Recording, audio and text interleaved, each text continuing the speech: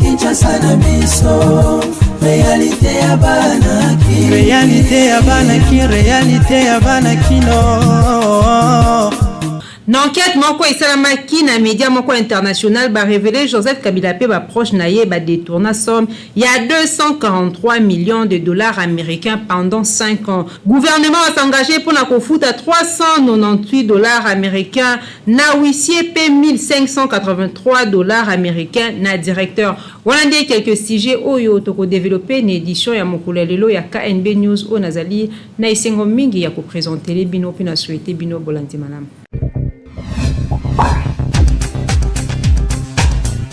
Mbote na bino bande ko balandi kaka nde na lobaki ne bande libolanda 29e réunion ya conseil de ministre o esalamaki mokolo ya lobi pe ezalaki rendu public na ministre ya communication pe média Patrick Mouya ya Katembwe. Naomi puis la reportage. Réunion hebdomadaire ya conseil des ministres esalemaki mokolo ya vendredi 19 novembre 2021. Ya ezalaki bongo 29e réunion ya conseil des ministres ezalaki présidé na yemoko président de la République démocratique du Congo Félix Antoine Tshisekedi Tshilombo. Na communication na ye toujours en vision conférence, chef de l'État congolais Sengaki na premier ministre Jean-Michel Sama Lukonde a créé commission nationale moko politique commune sur rapatriement et patrimoine culturel congolais. où ils allaient se trouver dans le musée royal d'Afrique centrale na Belgique. Commission yango ekovenir ba ministère concerné, ba experts scientifiques, ba chef coutumier pe ba autorité traditionnelle. Pour la parvenir au président de la République a sengaki na premier ministre a créé commission wana politique commune sur ba rapatriement et ba patrimoine culturel congolais. Commission yango conclure batu ya ndenge na ndenge pour akoluka ndenge nini kozongisa biloko nyonso oyo ekenda na bamboka ya bapaya. Ndenge lobamaki na compte rendu ya conseil de ministre epesamaki na ministre ya communication pe média Patrick Muyaka Tembwe. Félix Tshisekedi a insisté sur nécessité à comment un processus ya rapatriement kozala inscrit na politique culturelle fondée sur respect mutuel à mboka na biso. Na boye chef de l'État asangaki que retour ya ba œuvre wana ekopesa ba congolais pe ba africain affirmation sur identité na bango. Toujours la même communication, chef de l'État, président Félix Tshisekedi a s'est penché qui paie la lutte contre fraude minière dans la République démocratique du Congo. Considéré par rapport détaillé sur l'exploitation illégale des ressources minières au Esalemaki Mbala Eleki, la ministre Yamine, lors il y a 23e réunion à conseil de ministres, Félix Tshisekedi a insisté qui sur impératif il y a qu'au procéder na rationalisation, il y a ba gestion, il y a ba domaine minier, na souci à lutter efficacement contre fraude minière, peut commettre fin na forme nyonso ya dilapidation. Il y a actifs miniers, na acteurs politiques, pe sociaux, culturels, yambo cannabis ba responsable, il y a services publics impliqués dans la gestion et code minier. Na boye asenga ki rationalisation, ou ko permettre ko sa contribution et secteur na budget, il y a l'État peut ko faire bénéficier priorité na population richesse minière nyonso yambo cannabis. En attendant que lumière et ça les sur processus, il y a d'échéance. Il y a permis de recherche concerné. Président de la République a recommandé qu'il la ministre de Mines y a qu'au suspendre octroi y a permis de recherche dans le droit minier y a carrière nyonso en mutation de droit minier tin assainissement total peu urgent et affiché cadastral par le cadastre minier. En outre, le président de la République a sengaki la ministre de Mines a déclenché procédure moko et retrait des droits miniers, paye autorisation d'exploitation des carrières permanentes à la suite de manquement des obligations administratives, paye sociale et code minier. Dans le même registre, le président de la République a sengaki puis a recommandé qu'il la ministre de Mines d'ako initier conjointement na collègue n'a à portefeuille contrôle moko systématique la gestion active y a minier des entreprises minières portefeuille de l'État. Après soupçon et corruption puis à manque à gagner na l'État congolais, chef de l'État beta kiloboko na mesa ko senga na UGF à landela pe asa la contrôle na secteur minier a na mboka na biso pona koluka éclairage bima pour eza normal te na mboka o etonda nkita lokola RDC population et bénéficier na ba minéralité kasi mbatu mosusu ba ka koyiba pe basana o balengi. Na boye chef de l'État lors du 29e conseil de ministres a sengaki que lumière et salema sur dossier yango. Na boye a sengaki pe na gouvernement a travaillé sur redynamisation ya ba diplomates congolais et requalification ya action vers l'approche représentation pour le développement. Président RDC a invité ki gouvernement Sama Lukonde ya s'engager pe ko accompagner ba congolais bazali ko répondre na ba profil ya ko représenter mboka au sein de la structure internationale. D'après compte rendu toujours qui na ministre de la communication pe média Patrick Muyakate na boye Félix Tshisekedi a félicité ki ba membre nyonso bazali ki élevé sur le plan international pe asenga ki que RDC est contenu kozala représenter suffisamment libanda ya mboka na biso. Conseil de ministres oyo qui participation à ba ministre pe wapi bisika chef de l'État pe ça qui ba recommandation ya kosala nyonso pour l'intérêt ya mboka na biso. Nyonso esalemaki pe masolo yango elekanaki malamu ba recommandation epesamaki pe affaire yango etikali bongo à suivre. Kinshasa et l'équipe partout. L'enquête moko esalamaki na média moko international ba révélé que Joseph Kabila ba proche naye ba détourna somme ya 243 millions de dollars américains pendant 5 ans. Natasiata pour na ba détail. Rapport moko ya enquête ya ba médias internationaux pe ba ONG ezali ko renseigner que famille ya Joseph Kabila, ancien président de la République démocratique du Congo, na 5 ans soit de 2013 à 2018 a détourné 138 millions de dollars américains na caisse ya l'État avec complicité ya banque moko installée à na Congo Kinshasa à travers société écran na bango oyo ezali installé na garage. Rapport au dénommé Congo Hold Up, ils ont rendu public le vendredi 19 novembre. Ndenge Babakisi, même source, en même temps. Hormis 138 millions de dollars, ils allaient sur 33 millions de dollars américains où ils allaient déposer en liquide, puis 72 millions d'origine inconnue, où ils peuvent transiter qui nanzela ya compte ya banque yango privée na banque centrale du Congo. Yango il total il y a 243 millions de dollars, ils allaient mbongo ou à l'État, puis ils allaient ba fonds ils allaient suspect encaissé entourage proche il y a Joseph Kabila. Kabange ndenge rapport yango ils allaient souligner puis les suspects ils allaient s'appuyer sur 3,5 millions de documents bancaires ou ils allaient confidentiels obtenus dans la Mediapart PONG plateforme pour la protection il y a ba lanceur d'alerte na Afrique. Réagissant coup sur coup na sujet yango ba service ya communication et ancien président Joseph Kabila Kabange balobi ke ezali na ligne moko te ya rapport ou ezali ko démontrer implication factuelle topé même implicité ya institution président de la République oyo azalaki na honneur ya ko diriger pendant 18 ans. Ezali ko kamwa ke enquête oyo est ciblée kaka personnalité ya président honoraire ya République démocratique du Congo. Fixation oyo haineuse, il y a certains médias peu d'associations sur personne, il y a président honoraire, et ils allaient difficilement compréhensible. Celui qui tu en face, il y a accusation oyo, ils allaient non fondée. Bilan, il y a gestion salvatrice, il y a digne fils, il y a Afrique. Oyo la randa qui ba lettre de noblesse, na kati ya République démocratique du Congo. Ndenge tokoki kotanga na communiqué yango ezaki signé Barbara Ndimbi chargé ya communication. Ba service ya Joseph Kabila ba sengi bongo na peuple congolais ba sikombete na énième tentative ou ya décrédibilisation pe batikala toujours vigilant pe na kati ya sagesse patriotique face na ba acharnement injustifié ya puissance occulte oyo bazali kokoka jamais ko digérer choix ya courageux souveraineté oyo ezalaka opéré sous la présidence de Joseph Kabila Kabange, notamment en matière électorale et minière. Kinshasa et l'équipe partout. Kaka na même dossier ba congolais pe na ngambo na bango ba réagir na révélation oyo ya hold up bazaki ana micro ya Peggy Ilunga. Likambo ya Joseph Kabila ndenge balobi ngwana. Eza presse congolaise te. Il faut pas se la attentif ya comprendre le message. Tout ça ba lingala na français. Les presse congolaises ont dénoncé Moïbi à Kabila a détourné 2 millions de dollars. Les alliés presse internationale, na ONG internationale, na banquette na bango, d'un coup de l'école de la TV 24, France 24. Une femme là, une dame là, le week-end na Ibe banda Tanzanie. C'est pas nous qui a dénoncé ça. Ceux qui a Ibi Mbongo, ou bien ceux qui m'a beaucoup na caisse à l'État, il n'y a que rembourser ça. Pour ceux qui ont caisse à l'État, ils ont basalango. Akowanga na ngondenge nini. Ce qui a remboursé en côté, justice internationale, parce que on a besoin de mbongo ezonga na caisse à l'État.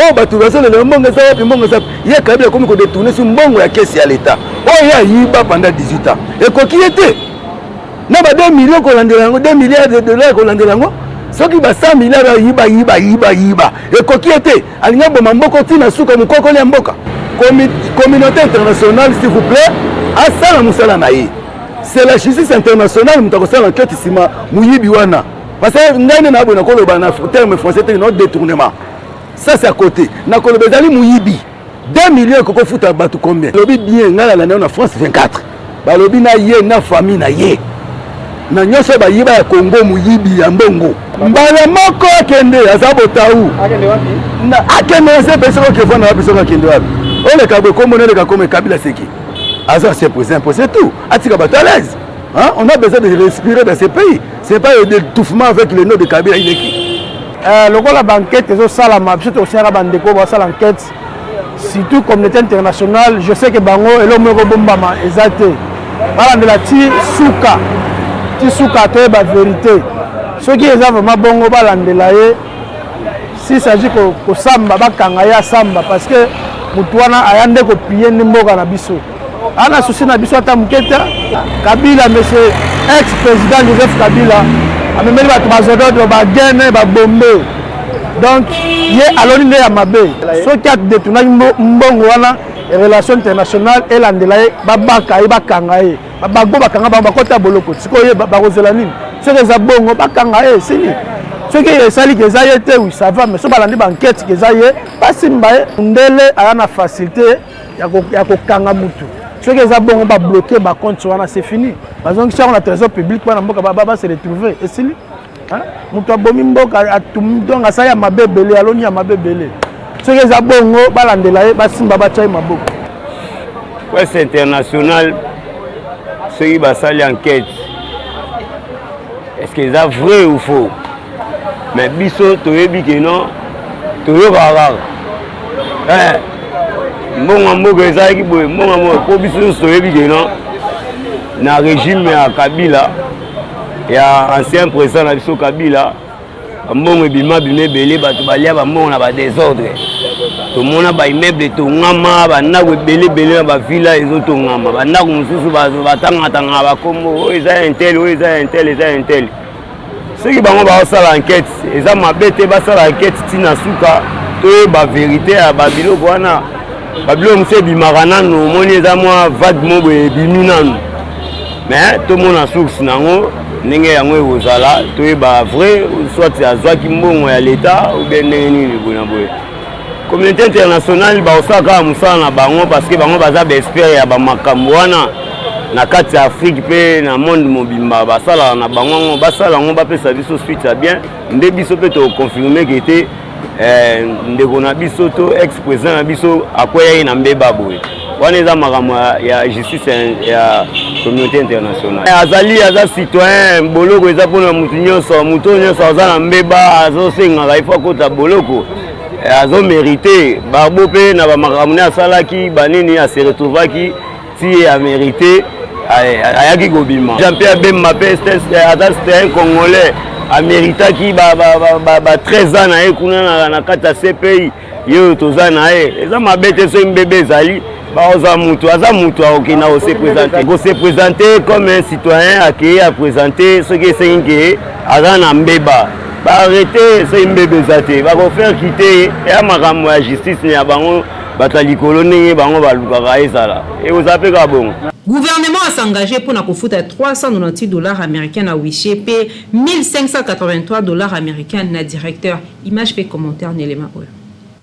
Na marge ya ba négociation ya Mbwela Lodge na Kisanto gouvernement pe ban syndical ya ba enseignant ya enseignement primaire secondaire pe technique ba trouver compromis pour na revalorisation ya salaire ya ba professionnel ya créé y compris administratif ya ba bureau gestionnaire na projet oyo ya nouveau barème applicable na budget 2022 ba parti oyo mibale ba yokani ko accorder salaire moko minimum ya $398 américains na huissier paye à $1583 américains pour la directeur somme oyo eza salaire de base ba prime spécifique ya enseignement ba allocation familiale ya logement pe ya transport pe yango eza pona enseignant ya République mobimba peu importe esika o exerçaka mosala na yo. Eza bongo 9226 enseignants ya cycle maternel, 321 723 ya primaire, 2001 494 ya secondaire,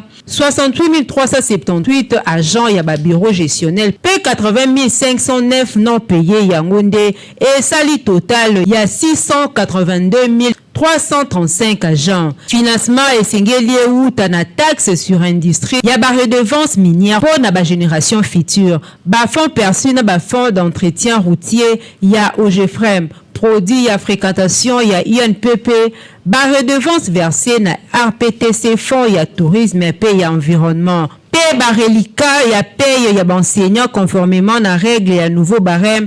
Pe ba reliquat ya ba paye ya enseignant conformément na règle o ya nouveau barème eza co-signé na ministre ya EPST pe o ya budget. Kinshasa et l'équipe partout.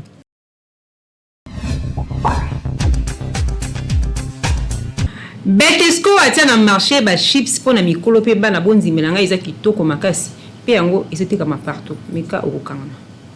Toujours na souci ya kosunga ba congolais na kopesa bango ba produit ya qualité supérieure, nzambe na bango nyonso société Beltesco aye lisusu na ba produit ya sika tunanga nini snacks boom pe snacks crustos oyo ezali bongo ba chips oyo Beltesco atie na marché mikolo oyo ezali na gumoko ya kosakana te yoka eza na goût ya tomate épicée ndeti oyo bozali komona pe oyo mususu ezali na goût ya fromage pe oyo etikali yango nde ezali na goût ya nguba ezali elengi moko bondimela ngai meka papa mama okokangama kutu ezali biloko ya kitoko ya kosombela bana surtout na ba période oyo ya classe chips oyo eko permettre na bana na yo baza en forme banda ba cours na bango ndimelanga okopesa nga raison po goût oyo ezali awa somo. Betesco na bolinga za kango na ba consommateur na ye aye lisusu ko bimisa ba produit kitoko pona ko sepelisa bana na biso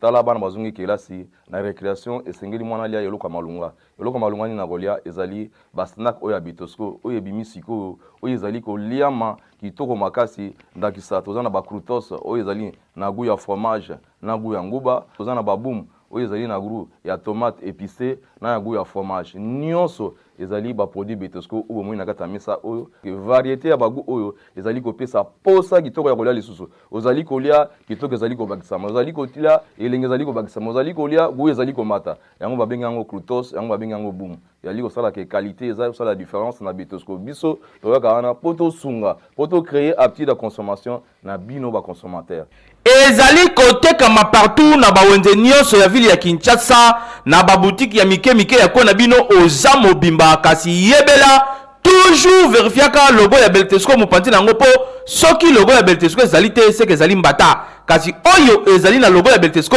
yangwana nde ba snacks oyo Beltesco atie na marché pona kosunga peuple congolais po yebi ye musala na ye ezali kaka ko servir peuple congolais na ba produit ya qualité supérieure pona santé kitoko. Kinshasa et l'équipe partout.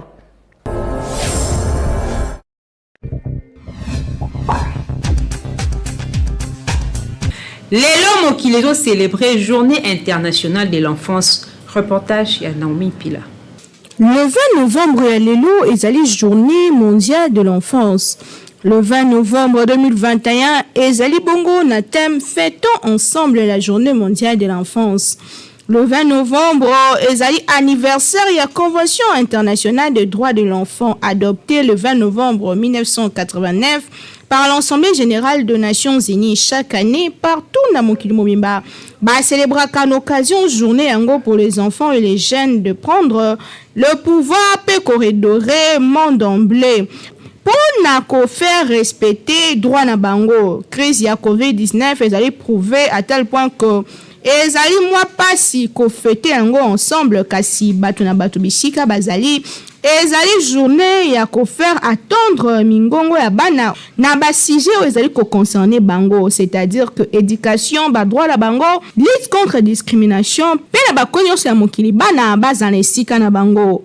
Ezali journée moko o bazali ko benga mikolo basala nyonso pona ko pesa bana sourire, pona ko célébrer journée mondiale de l'enfance, ba parents bana pe acteurs éducatifs bango nyonso esengeli balata couleur bleu, ezali signe ezali ko lakisa que ezali ko célébrer mwana na mokolo na lelo, ezali journée moko ya mobilisation pona ko créer pe ko stabiliser mental ya bana ko lakisa bango ke bazali mokili ya lobby, soki ba se former malamu te mokili lobby ekozala pe malamu te, bana bazali très important, ba jeune bazali na importance ya makasi po bango nde ba ko remplacer ba administration to pe ba autorité ya lelo. Journée mondiale de l'enfance ezali une bonne opportunité pour na ba ville pe bamboka ba valoriser bana pe ba droit na bango. Ezali mokolo moko oyo mokili mombe ezali ko rappeler importance ya bana na société pe mwana azali nani, esengeli koyeba que mwana azali moto nyonso oyo azali na âge de 0 à 18 ans selon constitution ya mboka na biso,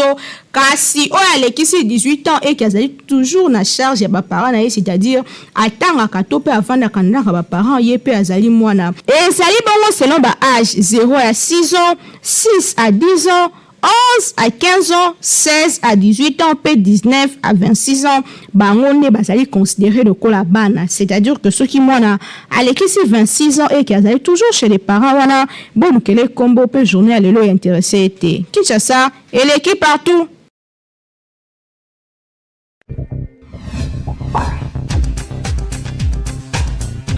Première chaîne d'actualité, on continue dans Lingala KNB News, a été déjà dans YouTube, émission na bino bolinga kami kindoki politique, kasi bobo sanate ko s'abonner. Ngai, taza cofondateur IDPS. Na koti da IDPS 85, 1985. Soko tali lelo 2021, mboula boni. Plus de 30 ans, toute ma vie, j'ai passé à l'IDPS. Hein? Journée wana dit combattant, c'est de la base. La journée dit combattant. Pour Nangai, Kabundu na Kabuya ont tapé à côté. Maman, ils ont la partie mon côté bateau bakoufa le koula IDPS. Ngai moko nazali témoin. Le 17 janvier 1988, na Pongabi, Toyambi Tshisekedi, premier meeting à IDPS. J'étais le rare équatorien. Bakangi biso. Bati biso na BD. Oui, BD. Est-ce que BD est là? Ici qu'inspection, je dirais provinciale, il y a la police et Zali. BD Zawana.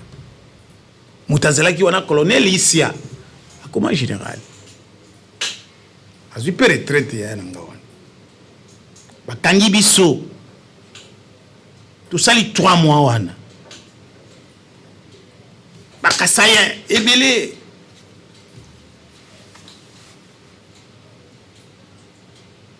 Na butu soko otanisi tongo soko butu ekumi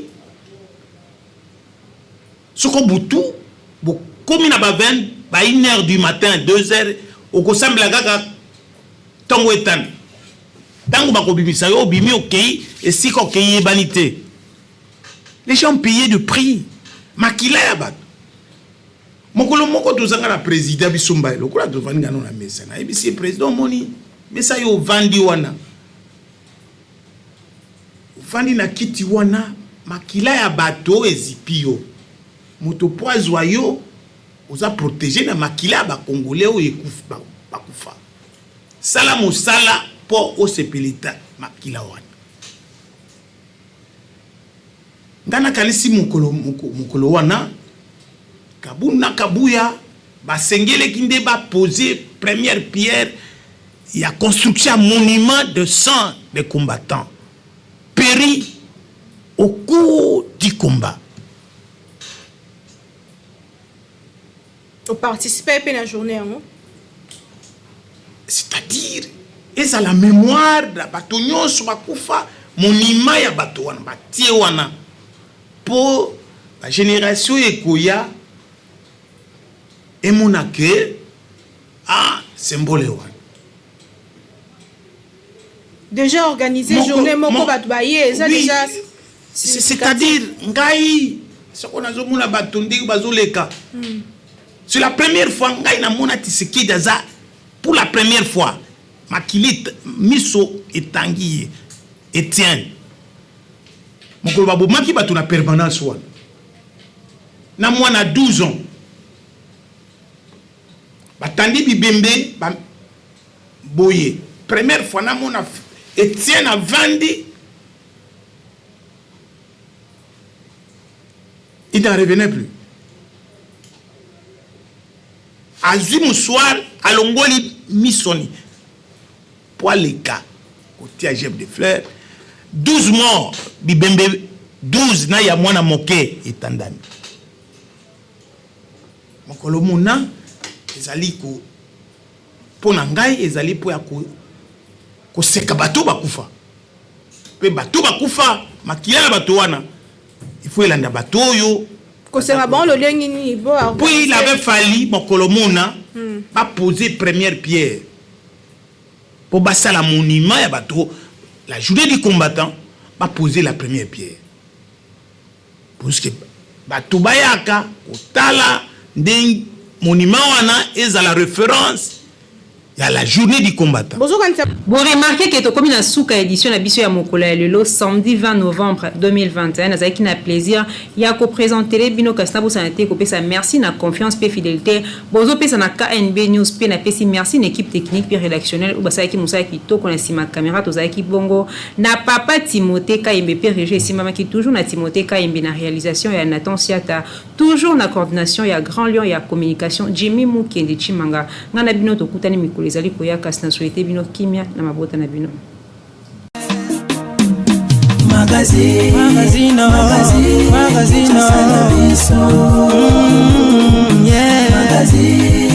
Magazine Kinshasa na biso réalité ya bana ki réalité ya bana kino